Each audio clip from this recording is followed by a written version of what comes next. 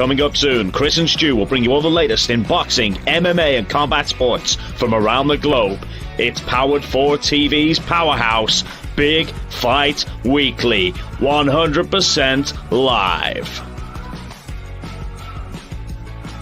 Here's some of the best clips of Big Fight Weekly from 2021. Welcome, welcome, welcome. It is episode 2 of Powered 4 TV Big Fight Weekly.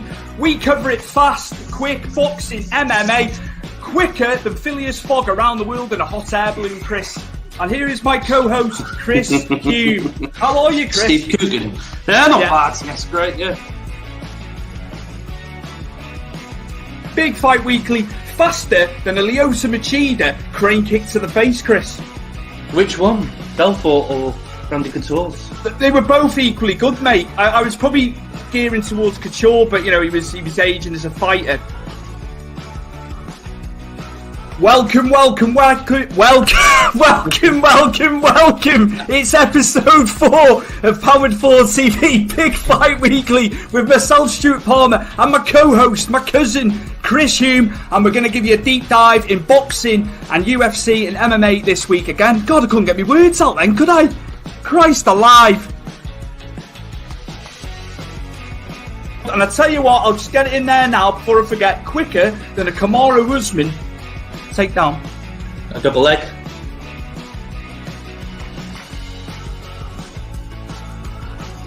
In a few moments, we'll be live in the studio with Chris and Stu.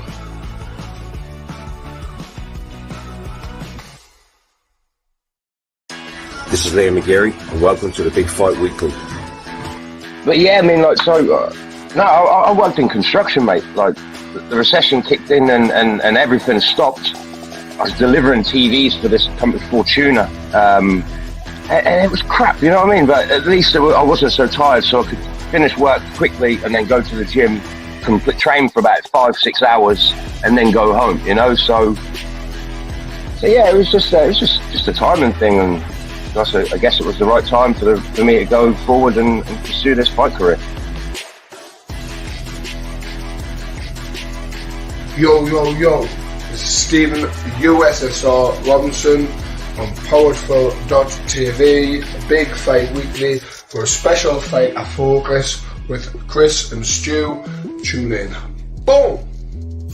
And the whole USSR thing was, I think it was just a gimmick where we thought, right, you know, turn pro now, let's go off the back of the red and yellow, the Ivan Drago shorts, Rocky wasn't sensational hit.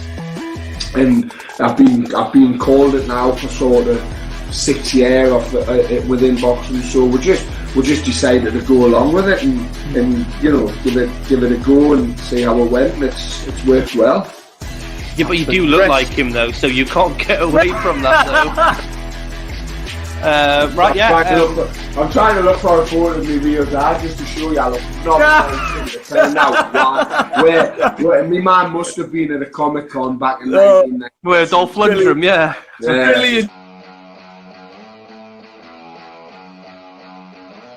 He can throw a few punches here and there and not have that worry that someone's going to take him down, because you don't want to be, you don't want to be on top of him, or you don't want him on your back, because he's like an anaconda, and he'll find a way to submit you. And like I say, he's one of the best in the UFC with jiu-jitsu, and I think he's got most wins in UFC with submissions as well.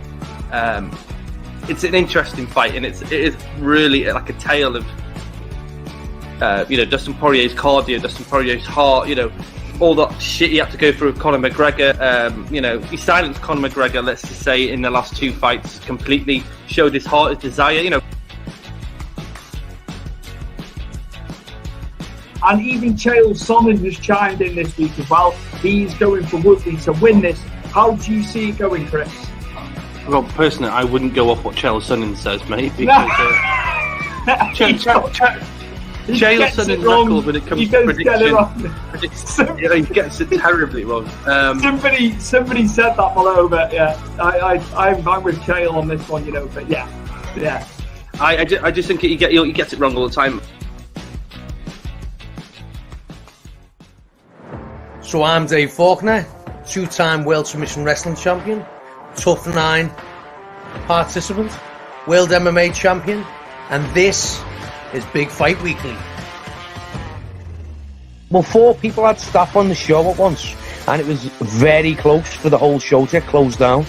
But then they brought in this ginger girl who was like a life coach, and she was she told us to use PMA, positive mental attitude, and she said and I'll quote, she said, "If you tell yourself you ain't got staff, then you ain't got staff." And two of the American kids, get on this though, 2 of the American guys who had staff, who were going, yeah, I totally believe that, man, I totally believe it. They actually didn't have staff after 4 days or something. So it must work. Hey guys, this is Jake Cross, president of UK Fighting Championships and owner of Empire Grappling. You are now tuning in to the Big Fight Weekly. I can lean on them and they can lean on me, whereas Empire is just me, and I have a really bad tendency not to delegate. I like to control too much, and that's not because I'm a control freak, it's because if you're going to do it right, do it yourself, and that's sort of, I just like live by that, and that's why it's getting to the point now where Empire is an animal. I have probably 60 staff on the day, which I can start to sort of lean on and delegate, but it all still comes back down to me. If there's a problem, it's there for me to fix. You're like the younger version of Vince McMahon or Dana White, Jay. Do you want to be referred to as the English Dana White? I've been referred to as the English Eddie, or the new breed of Eddie Hearn, which I would, if I make even 1% of what they've made, or even their success, I'll take that.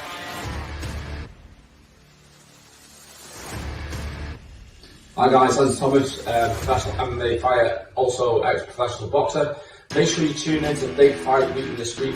Awesome podcast, get involved. Talking boxing, I'm going to say Marco Antonio Barrera. I used to love Ricky Hatton at the time because I was a big British boxing fan. And if I'm talking MMA, then I'm going to go with Chuck Liddell because he's the person who made me switch my boxing to MMA, and I just fell in love with the sport from then. Chuck Liddell when he fought Tito Ortiz, and then I was just, from then on, it was no looking back, and that was a long time ago.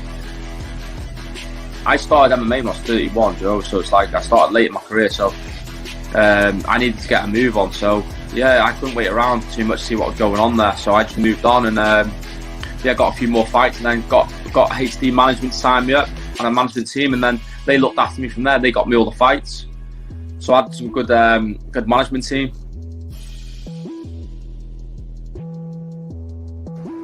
This is your boy Chili Willie, ECW original, everybody's favorite homeboy, and yo, you need to check out the Big Fight Weekly. Who does tougher training on the body? Wrestlers, boxers, or MMA fighters? That's a good question. That is. That is Chili. really a good question. That's huge, man. Wow, I would probably say MMA fighter, just because they have to not just deal with their hands and their feet, but they have to deal with the wrestling, the grappling. Yeah.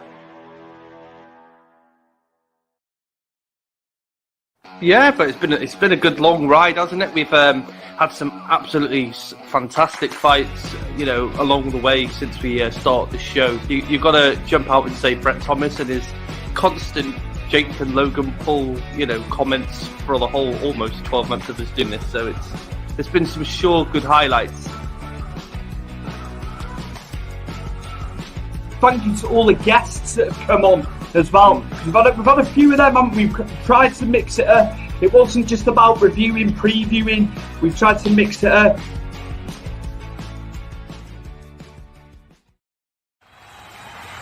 Ladies and gentlemen, it's time for all the latest fight action. Direct from Wales in the United Kingdom, 100% live, it's Big Fight Weekly with your hosts Chris Hume and Stu Palmer. I look into the mirror and all I see is failure staring back at me. This is episode 52 of Powerful.tv Big Fight Weekly with myself, Stuart Palmer, and my co-host and cousin Chris Hume. How are we? Yeah, not bad. Looking forward to getting into some really good fights this weekend. Though, Stuart, I'm going to hit this off the topic before we get into anything. Did you enjoy the fight yesterday at the Oscars? I did, but The Rock could have laid the smackdown on the pair of them, if I'm honest. The Rock was there. I've seen still images of various Hollywood actors in there. DiCaprio, he wouldn't have done much. But yeah, The Rock should have maybe rock bottom Chris Rock and slapped the taste out of Will Smith's mouth. But at the same time, Will Smith was defending the honour of his wife. But I still maintain it was staged. That was staged. That was staged. Yeah, you could quite easily say that. I woke up this morning about say 4:30 this morning. Got my brew, sat in the kitchen, and then obviously I sort of see that. I walk into that on my phone, and I'm like, "What the fuck is this?" So yeah, I watch it. It does look staged, and I get this whole honor with your wife. But if you're honoring Karis or I'm honoring Alison, I'm not slapping the guy, am I? I'm punching the guy. Who slaps a man? Explain to me. I don't know. World, why would you? Only in Hollywood. Only in Hollywood, Chris, would that happen. Just madness. And can we also say, you did say prior, this episode is for the life and times of Taylor Hawkins of the Foo Fighters, the drummer. So sad that over the weekend hearing of his passing. They were out in Colombia, weren't they, for shows? They're doing the South American circuit, doing the festivals there. And found in his hotel room dead, 50 years old, 50 years young as well. And it's so sad, Chris. And I know you got to see the Foos in Leeds in 2004. And subsequently, I got to see them in 2007.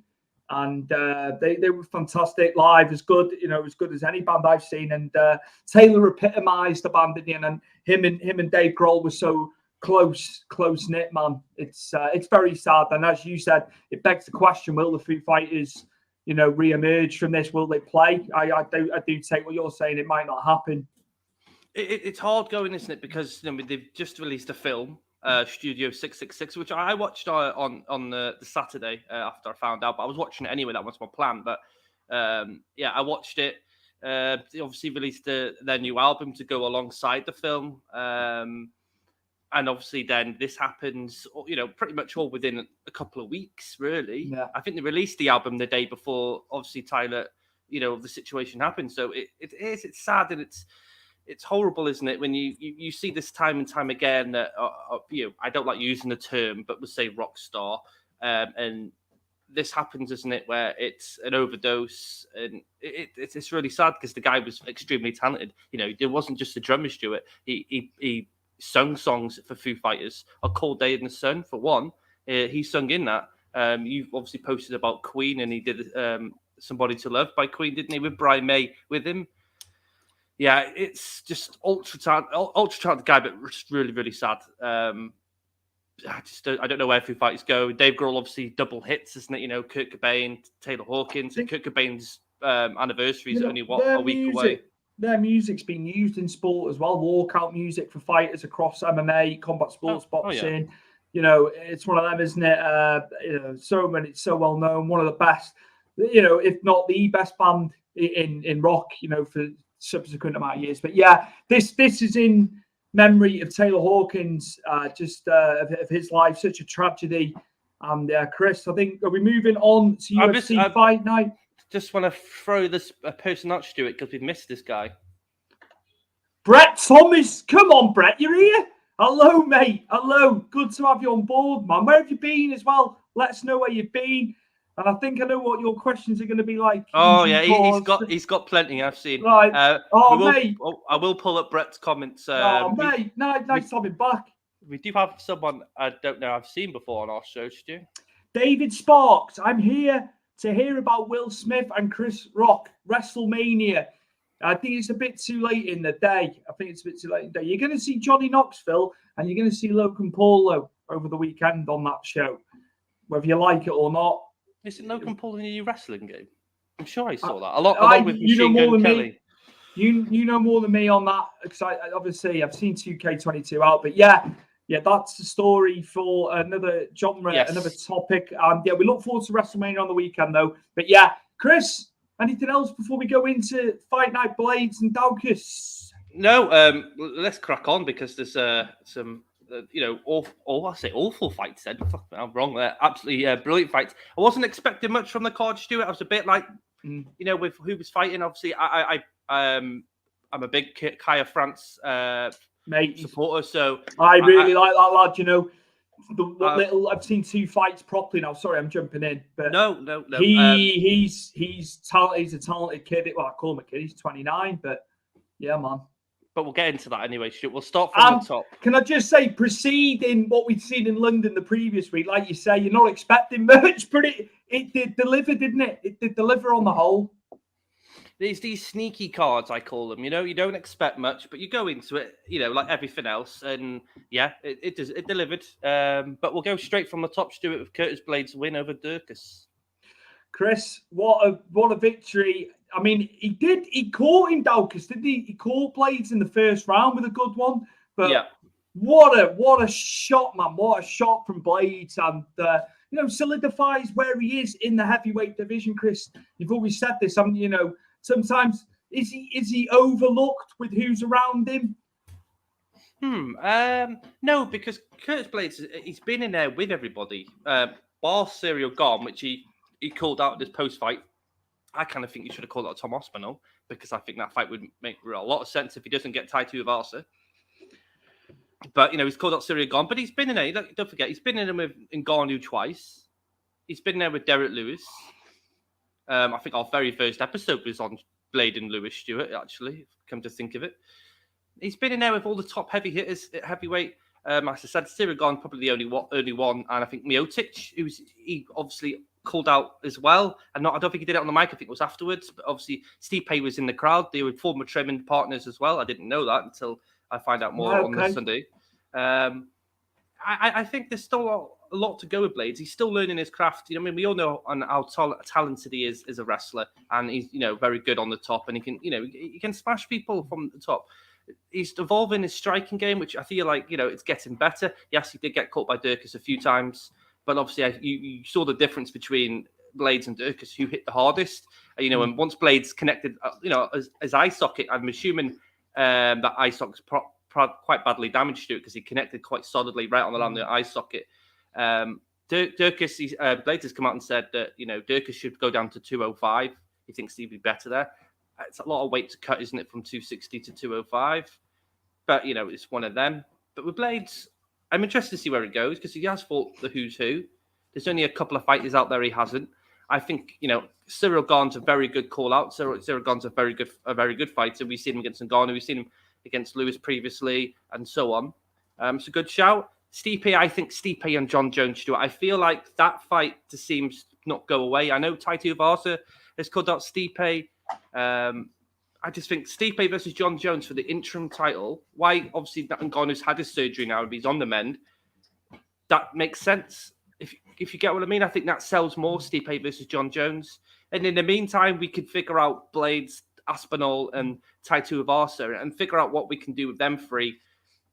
Yeah, I think it's fine. I think you said yourself that the heavyweight division is exploding. You're getting a lot of different fighters and different styles of fighters. We're not just getting heavy punchers now. We're getting, wrestlers. We're getting jiu-jitsu artists, but they're all mixed into one, and it's great to see. And they're faster, Stuart. A lot faster than they've ever been. I mean, I did a disservice to Aspinall, mate, when I said he was like a 185, and you're saying to me, no, hold on a minute, it's like a featherweight. He moves like a featherweight in there, but yeah, it's amazing. What a time. And I remember years ago when you were coming up against the creme de la creme in there, and you were a guy lower down, it was like, you haven't got a chance. Like now, there's uncertainty and they're going into the fights who's going to come out, because I just find it's totally, it's evolved, that division. There's no question. And as you've said for a long, long time on the show, John Jones coming into mix. We're waiting for it. Can he keep his nose clean? Pardon the pun, because it's he's lost years of his career, man, and no doubt there's a legacy there. But imagine how much more, how many more fights he could have had. He probably could have had another 10, 12 fights on his resume with all the messing about, and could be the best ever. You could be putting him in there alongside Anderson Silva, GSP. And you could say he'd be the best of all time. It's a shame, isn't it? It's a shame a man so talented, a hybrid of the sport. Yeah, but you're 100% right. His outside discretions have sort of peeled back a lot of his MMA layers. You know, I remember the guy when he broke on the scene. I remember him against Stephan Bonner. We all remember him against Shogun Rua when he really burst on the scene and won the title because Rashad Evans got injured. You know, we've seen him defend the title 11 times at 205. You know, a light heavyweight for other people. No one's matched that.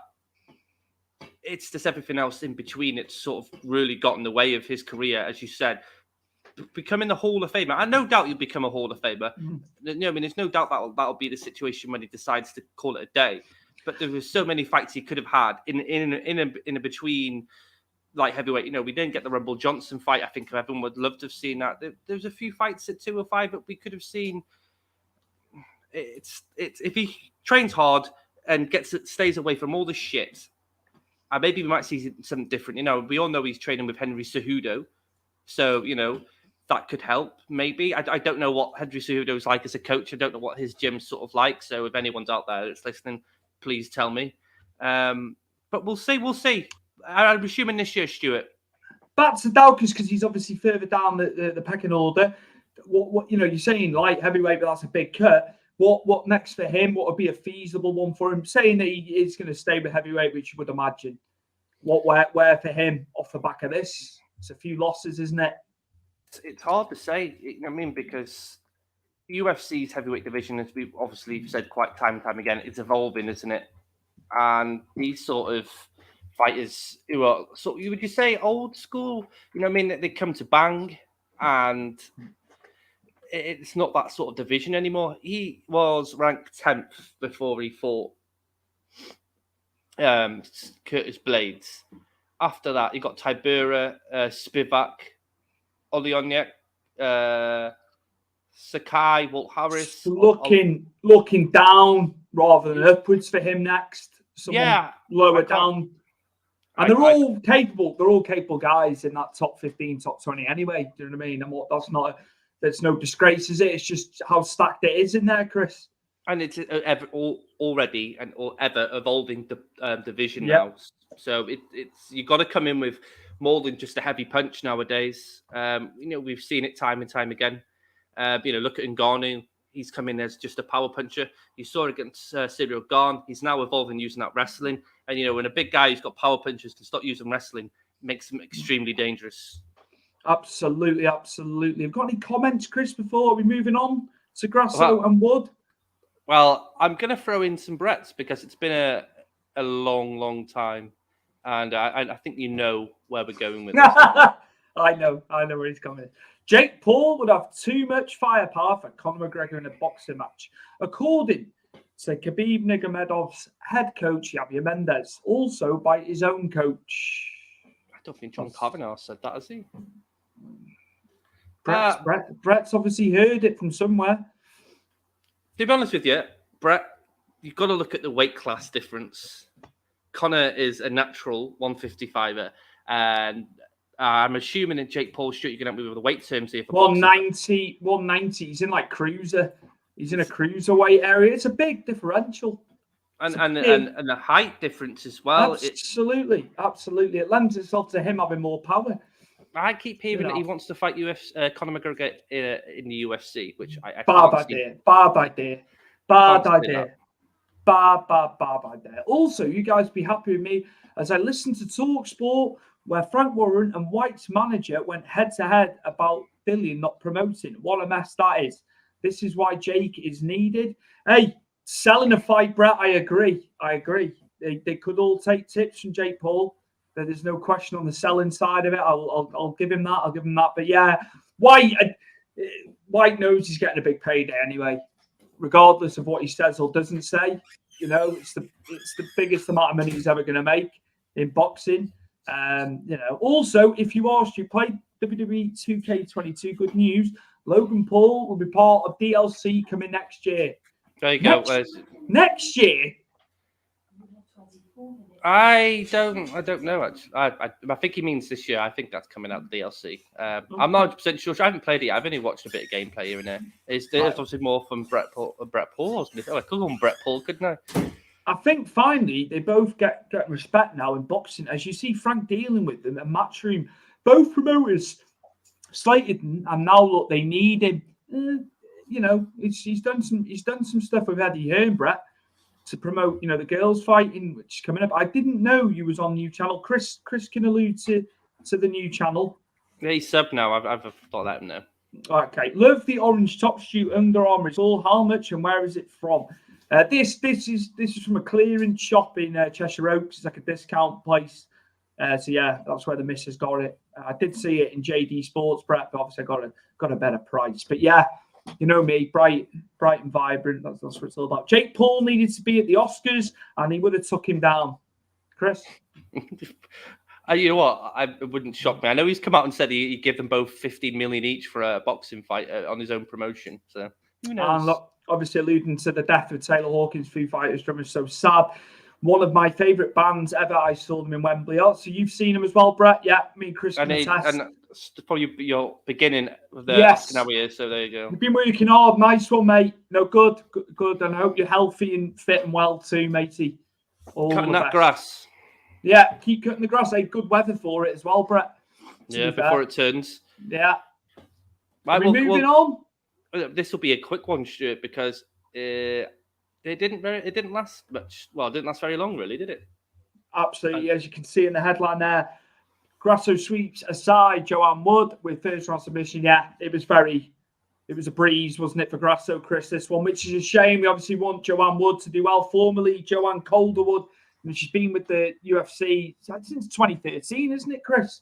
I'd say so, yeah. So she's had a long time, but there's another defeat, mate, and it's this rock and a hard place that we always refer to. What next for her, Chris? We'll sort out Grasso next, but yeah, our native UK fighter Joanne Wood. What next, Chris? What's going to happen for her off the back of this?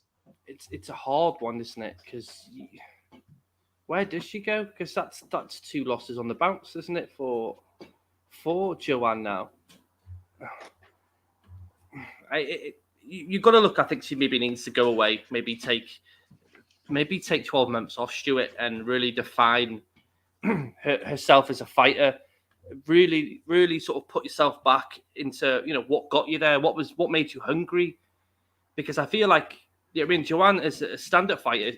She's ultra talented with the kickboxing, Stuart. The Muay Thai, she's really, really good in that aspect. But when she gets taken down, you've seen it when, especially with Grasso's finish on it, she gets caught in submissions. I feel like if she went away and spent a lot of time just really getting the craft in on the submission defense, I think she'd be fine. Because she's got the stand-up Stuart and she can cause a lot of trouble for a lot of fighters. She was, would you say 12 months ago was close to facing Shevchenko until Shevchenko got injured. It's mad. And, Grasso was ranked 9th. Joanne Wood was ranked 7th. So that's going to, that's where Grasso's going, isn't she, with that victory? And, it's mad to think when you're on the precipice of fighting for a title. And now you're down the rankings, and she's still in around the top 10, Chris. There's no mean feat, is it? But yeah, I do just wonder how many more losses until she's cut. I don't want to be too negative on the girl, but you got to learn from it. Surely, from a submission aspect, there's got to be a learning curve somewhere with it, or it could be her Achilles heel, Chris. Within mixed martial arts. Yeah, but. These are fighters, Stuart. They train to be fighters. So, I mean, she's in a good gym. She's in America, and there's plenty of gyms in the USA to really go and hone your craft somewhere else, and really get someone that that's a very good jiu-jitsu practitioner, and really home in and just go at it. Because I think once she can get that out of the way and she can learn to defend the submissions, defend the takedowns. She'd cause problems. I don't think she beat Shevchenko. I don't think anyone in that division beat Shevchenko personally. But, she can get herself back up and get that confidence. Because I think maybe that's what it is. It's a lack of confidence now. 2 for 2. And I think she's 7-7, or maybe she's 7-8 in UFC now. Well, I think she is. Yeah, 7-8 in UFC now. It's hard for her because, she's a UK fighter and you want to get behind our UK fighters, especially after last week. But it's just one of them. Maybe, like I said, she goes away, really works hard on just the whole aspect of the grappling. I think she'll come back and she'll be just as fine. Very, very. It's just so hard when you're in the premier promotion in the world, isn't it? I think Dana's, because she's been there so long as well. Dana's got a lot of time for the girl, but it's just sometimes people hang on, don't they, longer than others in there. Too long, regardless of it, if they've lost more than they've won. We've seen it over the years, haven't we? But I wonder going forward what will happen there, Chris. Are we commenting? Are we moving on? Have you got anything to add before we move on? Well, move on, because the next fight, Stuart, was probably the best fight on the whole card. Absolutely. Matt Brown, long-time UFC veteran, and Brian Barberina in what was a fantastic 3-round split decision victory for Brian Barberina. But I thought Matt Brown, there was a case for Matt Brown, obviously, it's a split decision there, Chris. Yeah, it was close. I thought Matt Brown edged it from what I could see. I've only seen the highlights, but yeah, what did you think on that one? I thought Matt Brown edged it. I thought he won the first 2 rounds. I think he won the first 2 rounds, but I think towards the middle part of the second round, you can see he was gassed, wasn't he? Don't forget, Matt Brown's been in the UFC for years. The guy's 41, and to still keep going with people half his age is phenomenal, and it's fantastic. And any fighter that wants to be a fighter should look at people like Matt Brown and think, crikey, that guy is just gone and gone and gone, and he's fought the best. Don't forget. I think he won the first 2 rounds, but it could be like that to the second round, because, like I said, halfway through it, he started to gas a bit, and Barberina was starting to, really pile it on him. The third round is very topsy-turvy, isn't it? But I think Barberina was more in control, and I think he got more of the significant strikes in the third round. He did get caught by Matt Brown, because he was knackered. He was just trying to throw and try and catch him, wasn't he? I'd probably say on the longer line, I think Matt Brown probably did win the fight, but what a fight, Stuart. It was like, remind me of Stephen Bonner and Forrest Griffin in the Ultimate Fighter finale, where they were just, they just went at it. There wasn't any lull in the fight. It was just constant, just trying to get ahead of your competitor. Any way, shape or form, land that killer blow, use the takedowns, try all sorts, but it was so ultra competitive that they both went at it, and that is it's a poster for mixed martial arts, this kind of fight.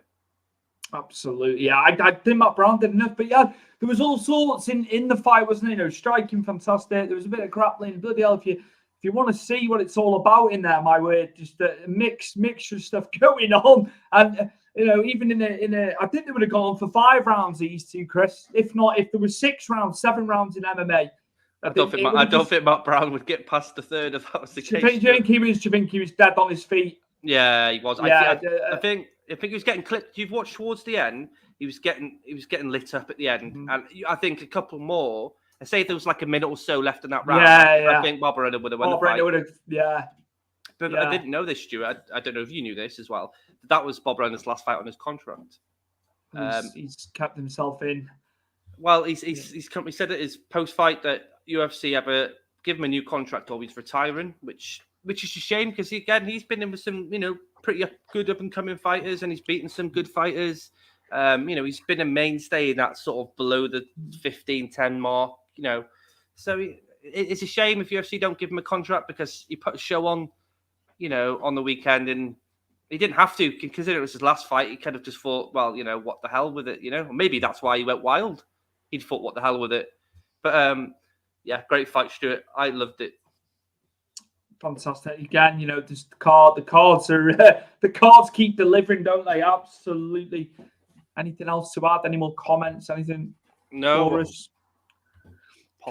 Kara France then, Chris. Massive victory. Askarov, who is, was ranked second in the flyweight division. Kara France was sick. Huge win. Huge win. Fantastic fight again, Chris. And Kara France's stock definitely rises, doesn't it? Yeah, because you got to think the Askarov and the Cody fight. I mean, they're 2 big names. Askarov was that close to a title shot. Cody's already been a champion, and he knocked him out. He's just getting better and better, and I like it because he was smiling, and I think the crowd loved him when he got announced the winner. I think that was as loud as it was on the last weekend at UFC London. You could see he was smiling, he was taking it in, and he was enjoying himself. But it's takedown defense, Stuart. And Askarov is not like a normal sort of grappler. He shoots with the one leg and makes you sort of panic because you have to sort of hop. And he uses the side sweep to get you down. Doesn't go for double legs as often. And he changes it that way. And I think that's what disrupts a lot of fighters when they fight against him.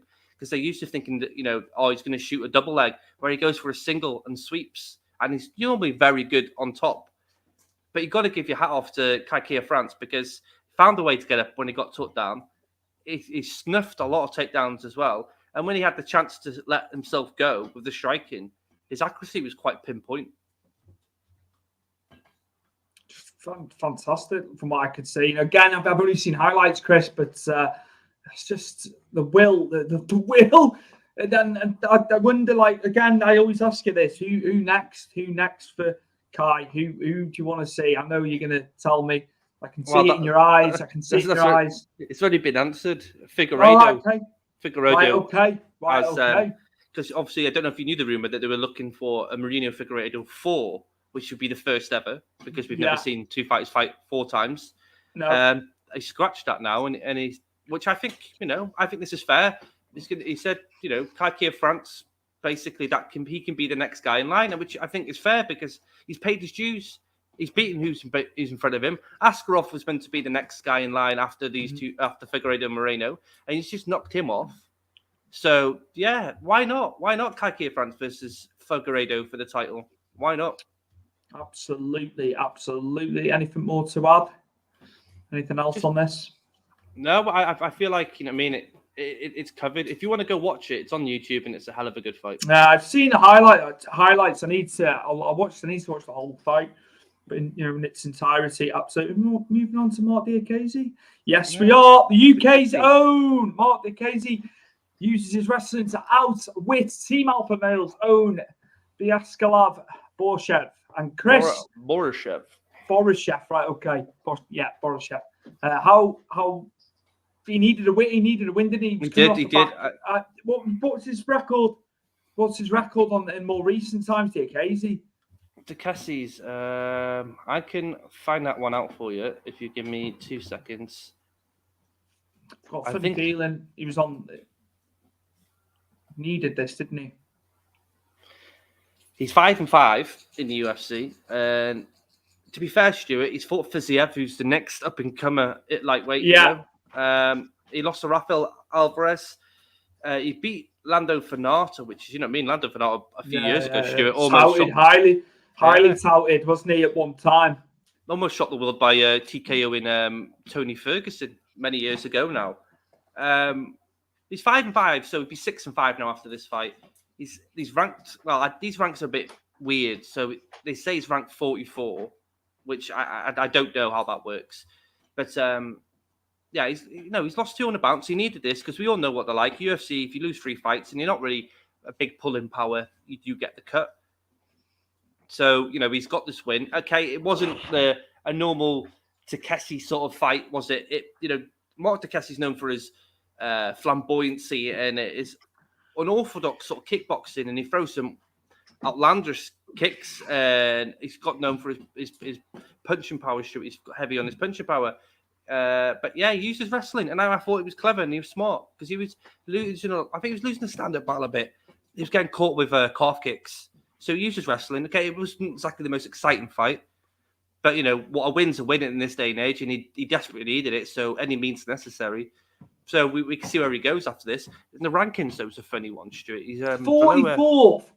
Yeah. What the hell's going on there, man? It's like I know he's had a bit of a bad run, but that's crazy. That's crazy. But he's below a one Mason Jones, actually. Oh, they could get matched up then. Well, you know what? I don't, obviously, you know me, I don't like Brit versus Brit, but you know what? Why not have a Wales versus England fight? Now we can have one. Why not? Why not go for it? That'd be fantastic. And, if they're saying about them coming back to the UK twice this year, you could definitely put that together rather than them having to fly over to America and do it because, it'll sell better over here, won't it? But big win for him, Chris, because, couple of years ago, 2-3 years ago, he was really highly touted, wasn't he?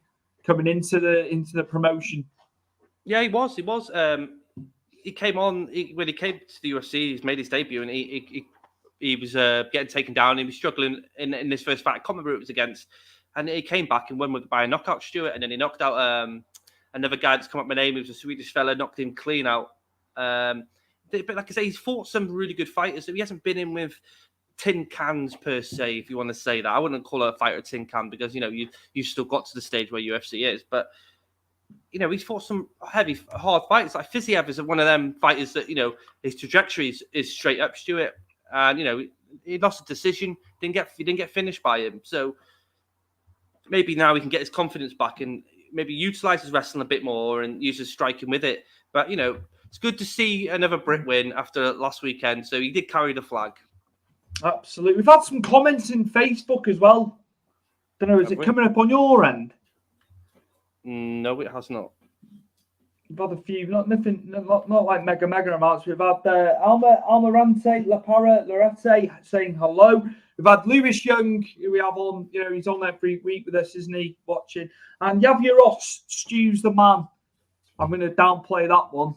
So Javier's at Pro Wrestling Stories, set me up with some interviews. So yeah, thank you for that, Javier, but I'll downplay that one. But yeah, on a few in Facebook as well. Chris, anything more to add? Any UFC news? Anything come up that you'd like to share before we switch codes? Yes, there was actually. There was Jan Blachowicz and Rakic have been rebooked as well. Actually, I saw that today, but completely eluded me now when the fight was actually booked for. I think it was July. Yeah. Let me just sort of have a look now. Big European dust up right there. Yeah, no, it's a big fight for Alexander Rakic. If he can get one over Blachowicz, he could be the next in line after Chisera fights. But yeah, I can't find the date now, Stuart. It was actually funny enough, Stuart. It was meant to be this weekend. These two were meant to fight the weekend just gone. Right. Okay. But I have seen it that they were matched up again and it's rebooked. I'm assuming it'll be International Fight Week because they usually put on a few cards on, don't they? Around that time. Yeah. It's always chocked to the gills, isn't it, in July there over in Vegas. So yeah, all the stuff going on Fight Week as well. I want to ask you this as well because I keep reading it and I'm watching a few videos on Joe Rogan's today. Conor McGregor versus Kamaru Usman. Fire away and tell me what you think. He's not deserving of it. And not only that, he's going to get absolutely obliterated. But it's a money game as much. It does sell, but that's just he can't get victory. He's struggling. He's struggling at 155. He's not looked great as his striking's not what it was. His timing, as you've said, because he's been in and out the game and he's made a lot of money. You can't dispute it. But Usman, that's like feeding the man to the wolves. It's just I don't get it. But I do financially, and for UFC and Dana White and everyone involved, the owners, I get that. It'll pull in multi millions. But yeah, has Matt Shmaev's come out to it? I think it was last week, and he sort of alluded to the point where even if he beats Burns, and I think if he beats Burns, I think the way things are looking at, I think Hazmat might get the next title shot after Usman and Edwards have fought. But even he's come out and said, I've got a funny feeling if that happens, then I'm going to be pushed back for Conor McGregor. But he's also reached out to Conor McGregor, Stuart, and said, come and train with us. I think that'd be an absolutely brilliant idea for Conor McGregor. Has Conor reciprocated with that offer? No, he's too busy arguing with Henry Cejudo on Twitter, mate. But I think that'd be great for Conor to go somewhere fresh. Look what it's been like for Darren Till, and Darren Till looks really rejuvenated, going over there and training at All Stars Gym in Sweden. Mm-hmm. Maybe that's something he could look at, but then I think Conor's ego would get in the way of that, and I don't think he'd allow himself to do something along those lines. But yeah, that's all I've got. That's fine. I need to have some bits on the news front as it pertains to UFC. But yeah, we're going to move on to the boxing. Now, we had two cards on simultaneously on Saturday, which is just absolutely daft, if you ask me. Boxer running the same night as Matchroom having a world title fight.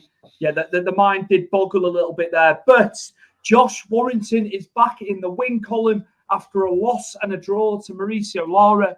And yeah, it was against Kiko Martinez, the 2-4 back in 2017. Josh Warrington beat him then. He beat him again. And just Warrington's high intensity, Chris, incredible. Is the range of shots, head, body, you name it, it was all there. But Kiko Martinez, as always, the bull that he is, he was coming at him. It was phone box territory, Chris, as you like to call it. You know, Kiko Martinez is always game. We know that.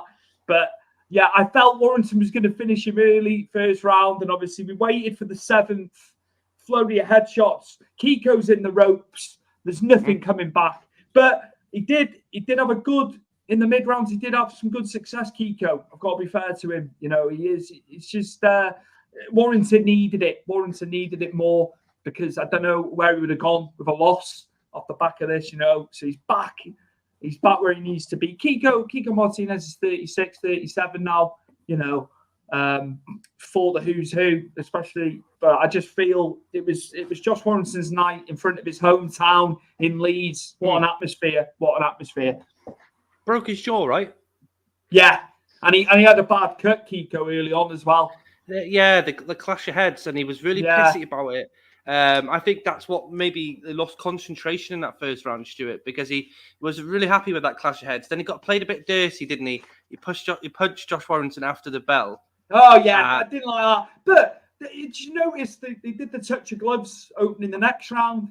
So we kind of forgot about, but it was a bit dirty, that. You know, do what you need to do, but after the bell, I hate when that happens. He was pissed off. You're right. Yeah, you can tell. He was angry, mate, but hold on. You're a pugilist. You know, you got to stick to the rules. You'll get your time to get shots away in those 3 minutes. I think that's what sort of set him off in the first round. I think as much as Josh Warrington looked very good, I think that headbutt really caused a lot of aggro in his head because he was pissed off that, you know, the referee didn't pick it up. But in fighting, you know, you see it in all kind of combat sports. When you both dip down and you both get close, headbutts can happen. It's one of them. I know that Josh Warrington was using his shoulder a fair bit, and he did get told by the ref to stop it. But that wasn't the case. They both came down, and they both clashed. And I think he lost his concentration, Stuart, and I think he wanted to get that one back. But, you know, went to a bit aggressively, and he got caught on a fantastic overhand right by Josh Warrington, as well as ducking Kiko Martinez's his own overhanded right. Sublime.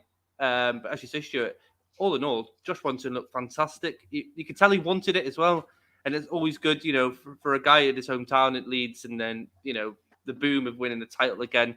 Where does he go?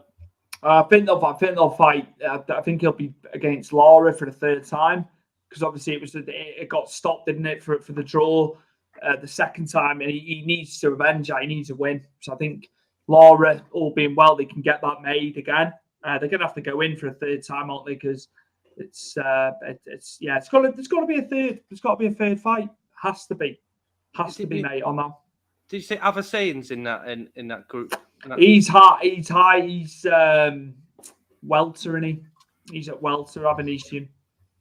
He's a good fighter. So yeah, well, Conor Benn. There's talks of Conor Benn, isn't there, with him? Which that'd be fantastic. He's really raised his profile. I think, you know, Avanesian, he's in that European area, but I think he could be a world champion, and, you know, he's boxing over here as well.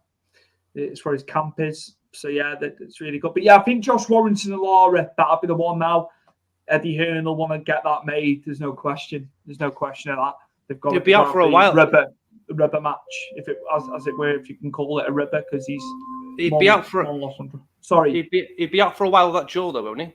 Yeah. He's not. He's got to recuperate from that and be passed by the boxing board, hasn't he? So yeah, bit of time.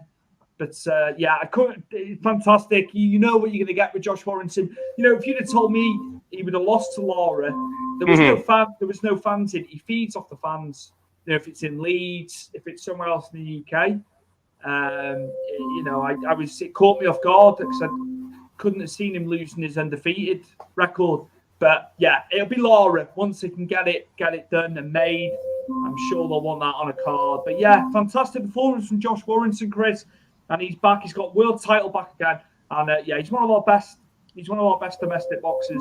There's no question of that. Hold on 2 seconds. My for some reason the Alexa's going off. It's all right, mate. It's all right.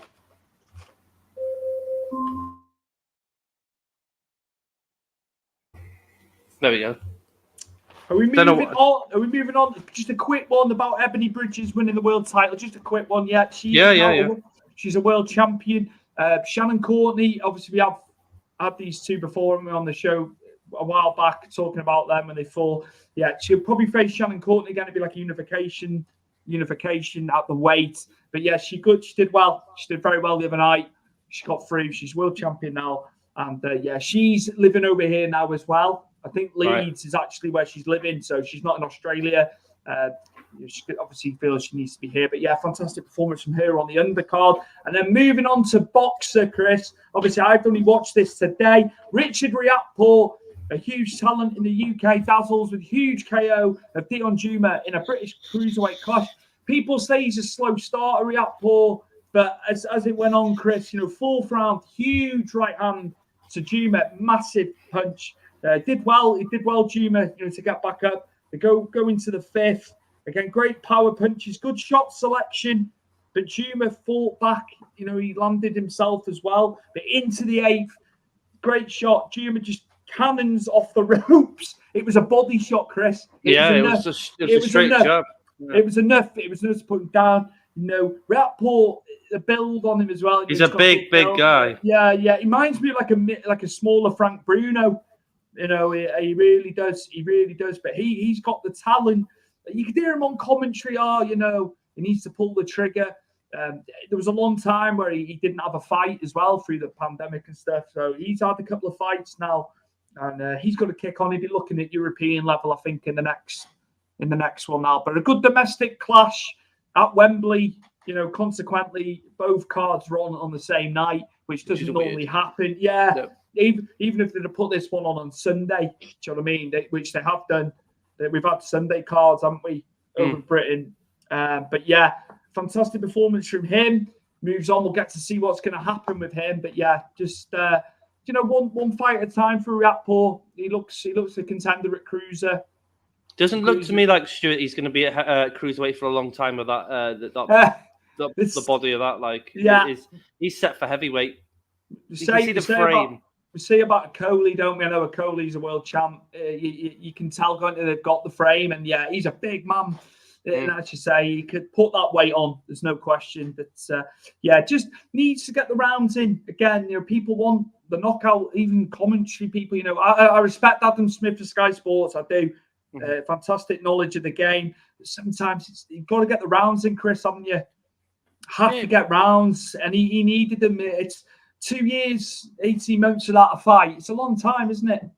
Yeah, well, yeah, it definitely is, Stuart. But as you say, learn his craft. As you say, as Tom Aspinall's always said, Stuart just wants some rounds, doesn't he? Doesn't want to jump, wants the rounds. No, that's it. And I think you learn about a bit more about a fighter the more they go into the rounds, don't you? And see, can they go through that metal when they're under adversity and stuff like that. And you need to see how good his cardio is, because there's a lot of muscle on that guy. You know what I mean? For a big, massive frame he has. So you need to see how far he can go into deep waters and stuff. So yeah, one fight at a time, and to see where Riakporhe goes. But you know what, Stuart? He's got the look, hasn't he? Oh, absolutely. He could, and Juma's a big dude as well. Do you know what I mean? They're big lads. And yeah, it'll be interesting to see where he goes. There's plenty of fights at cruiser. Cruiser, it's good. It's good that we've got these cruiserweights UK based in there, because it's one division where I think you can. It's not the strongest on a world level.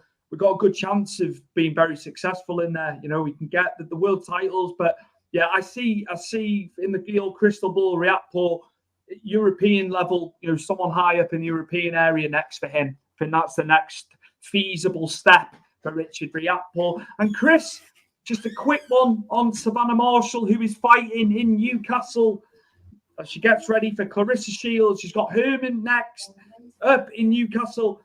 Chris, I'm not disputing, Herman's will have a good chance. She'll have a good chance, but Marshall, man, there's only one person winning this fight. When you're as highly touted as she is, with Fury. I'm not saying Herman's is cannon fodder. I'm not saying that in the slightest. But she's gonna be too powerful.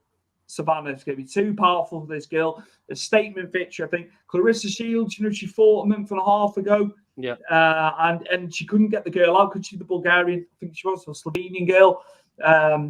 She struggled. Kozin, Emma Kozin, it was. It's just the name she's come back into then. She wanted to take her out, didn't she, Clarissa, but she couldn't do it. Marshall will beat Clarissa Shields. Do you think? So it's a mighty big call, that. Too much power, and I think she's doing the MMA, she's doing the boxing. I think she's got too much going on. She's more accustomed to boxing. Okay, she obviously feels she's got credentials to do the MMA. I think there's too much going on, Chris. And I think Marshall, and it's going to be domestic for her. This is where the money is. Shields is going to come over. She's quite happy to come here. But Savannah, man, when you're touted by the great Tyson Fury, and he said, I want to spar with Savannah Marshall, it tells you everything over male boxers, Yeah, it's a really high compliment, from one of the best at it. I don't know, Stu. I like Clarissa Shields. MMA is a bit too early days for her at the moment. She only lost a split decision. She hasn't been dominated per se, but that's something I'll keep an eye on. But watching her boxing, she's slick. She's the combination. She can do a lot of stuff. She can do a lot of stuff. I think Savannah's a different breed with power. I just got this funny feeling. I've got stuff wrong. I don't deny I have. I've called stuff wrong, but on this one, I'm sticking to it. I just think it's going to be her. It's going to be her to do it. And massive a boxer early on in their infancy as a company. It's a big night. It's a big night. She's headlining in her hometown. And it did get heated, didn't it, after Shields? Savannah's quite timid in front of the cameras, but yeah, they had a bit of a Barney, didn't they? That's what you need, isn't it? That's what you want to start a fight. Barbs left and right, verbal barbs, ready for that later in the year. But yeah, we look forward to that. We do women's boxing. There's been some fantastic bouts, and we've seen it in the UFC for a long time now, Chris. The women are fantastic. They're catching up, Stuart. Yeah. No joke, they are catching up. I think more so in your boxing, because there's too many women in the UFC that just are complete dominations. But the ladies are catching up in both combat sports, Stuart, and they're getting a lot of eyes, which hats off, and I enjoy watching them. We'll be previewing it next week, but Triple G is back. He'll be out in Japan on the 6th. So we've got Triple G back in action at the middleweight kingpin. So yeah, looking forward to that. There's a lot coming up. Anything UFC coming up, Chris, that you want to shed some light on? Yeah, go on. I'm not going to shed too much because it's next week, isn't it? And our preview show, I want, it's going to be all about it. But, we have got Volkanovski versus the Korean Zombie. We do have PTR versus Aljo Oscar Sterling's too.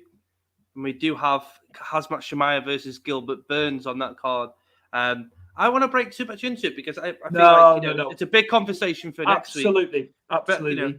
I'm excited to see Petian and Aljo go back at it, Stuart, because there's been, as you say, then barbs the last couple of days via Twitter. There's only one man. There's only one man winning that. Aljamain's in for a world of pain. But I tell you what, the match of the night, it could be Chimaev. It could be Chimaev with Gilbert Burns, couldn't it? Out of all of them, this is a test, yeah. Volkanovski will dispatch Korean Zombie as well. That's my. Yeah, I can't see anything. He's been when you've beaten Holloway, Holloway, it's just I just can't see it. The man's going to be champion for a long time, I think. But hey, hold on a minute. Arnold Allen's in there. Oh, hey, I'm not disputing. I'm not, mate. If there's anybody who can do it, it's Arnold. He's not far away now. He's on. He's on the horizon, isn't he? He's on. It'd be in the front view of Volkanovski. If anybody's got the credentials, it's him. But yeah, I just think at the present time, Volkanovski, man, amazing. Well, he's been fantastic. Yeah, I didn't think at one point there was going to be anybody to match Max Holloway at all. Just for striking in general, because we all know how good Max Holloway's boxing is. And I'd say, in my own opinion, he's probably one of the best in the UFC, Stuart, with the boxing side of things. and Volkanovski matched. But he used his wrestling, didn't he? And he used his size very well. And he did things, you know, I mean, you could say in that fight, people could say Max won, Volkanovski won, especially the second fight. But it just shows you how good he's become. Yeah, I don't think Korean Zombie is gonna really put up much of a fight. But you know, you never know it in this sport, Stuart. One thing changes things, and MMA math is completely wild. So Juliana Pena, if ever you want to say someone who upset the odds, and there's been very few where the odds have been upset, you know, so wildly. When someone is so down, you know, on the odds, you know, when she's you know, the underdog by a long stretch and she's pulled out, something could happen. You know, never. But sometimes you just know, don't you? Yeah, I think I've got you with that one. I think the same with Peter Yan and Eldridge Sterling. Yeah. I think Peter Yan. I think him and Max Holloway, Stuart. I think we're talking about boxing again. Them two are elite level strikers. It just shows. Aljamain Sterling is just. I think he's in for a world of hurt because I think Peter Yan's want to get that knee back. Okay, so it was a mistake and he did make a mistake and he owned up to it. And I think he's gonna wipe the floor out Aljamain Sterling. Gilbert and Burns. Burns and sound like Gilbert and Sullivan. They're musicians. Maybe I just made one for him. A Brazilian. Gilbert and Burns. sounds like a flag flipping company. It's an interesting we're gonna see where he is. We're gonna see where Hazmat is. It's his time, and he's got to get that. He's got to beat Gilbert Burns, but at the same time, Gilbert Burns, he's been brilliant. He's been fantastic. A huge test, but Chimaev, I think he's the one. He's another one. There's several, isn't it? He's not just the one. There's several guys who were in title contention in the UFC. There's no question. 100%, and I look forward to us next week previewing it. And absolutely, I'm excited yeah. Give it the full. We need to give it the full shebang in the preview next week. Anything to add before the closing out? No, I don't want to get a slap by Will Smith if I'm honest, Stuart. So I might get on my bike now. Absolutely. So this has been episode 52 of Powered4.tv Big Fight Weekly with myself, Stuart Plummer, and my co-host and cousin Chris Stu. I got it right this week. I ballsed it up last week. Yeah, you called yourself me. Yeah. Crazy. Two people at once. Bloody hell. But we will see you. It'll be next Monday, won't it, Chris, for 53? Yes. Yeah, we'll stick to Monday. And we will see you then for episode 53. See you next week.